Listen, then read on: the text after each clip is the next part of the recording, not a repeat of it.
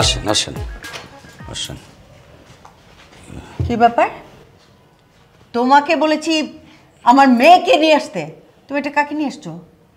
ওনার নাম খাদেম, কোনো মাজারের খাদেম না, ধরো কোনো একজন ঘটকের অ্যাসিস্ট্যান্ট সহকারী, তাই না ভাই? জি জি জি জি। তো একজন ঘটক সহকারী দিয়ে আমার কি কাজ? তোমার উদ্দেশ্যটা কি? উদ্দেশ্য কইতে পারুম না, তাই তোমার মেয়ে ঝিলি যে একলা একলা বিয়াটা করছে সেই বিয়াতে ওনাদেরও কৃতিত্ব আছে। কি? সে কি করেছে? বললাম না ঘটকের সহকারী। তোমার মেয়ে ঝিলিরে চাল দিয়া মজনুর সাথে তারাই বিয়াটা দিয়ে দিছে। এই এই আপনি কোন সাহসে আপনি আমার মেয়েকে বিয়ে দিয়েছেন গার্জিয়ান ছাড়া, আমাদেরকে ছাড়া? জি, আপনার মেয়েকে মজনু পছন্দ করেছিল। ওর মা বলেছিল যে করে হোক আপনার মেয়েকে ওনার ছেলের বউ বানাবেন। এই যে আমার অবুঝ মেয়েটার জীবনের সর্বনাশ করেছিস তুই। আজকে তোর একদিনকে আমার একদিন। আমারও আপা আপনি এগুলি কি করতেছেন? কি করছিস তুই বুঝতে পারছিস না? এই গার্জিয়ান ছাড়া আমার মেয়ের বিয়ে দিয়েছিস, কার পারমিশন নিয়েছিস? কার পারমিশন নিয়েছিলি? তোর রেজিস্ট্রির কি তো অফিস আছে?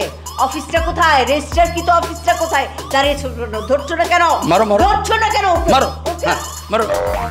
এই যে এই যে এই যে এই ধরা পড়ে গেছে। দেখছিস তুই নিজে যে একটা ফলস, তোর সবকিছু ফলস, তোর চুল ফলস, তোর অফিস ফলস, তোর বিয়ে ফলস, তোর সবকিছু ফলস।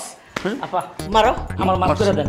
মাফ করে দিব তোকে, তোকে মাফ করে দিব, তোকে একদম জেলে ঢুকাবো। এই থানায় খবর দাও, দাও তো ওকে, দাও তো, দাও দাও। আমার মান সম্মান নষ্ট করেন না, আমার ভুলে গেছে, আমাকে ক্ষমা করে দেন। আরে পালা বেটা মেরে দিবে। নে ধর, আই আই তোর চুল নিয়ে যা, চুল নিয়ে যা, যা যা।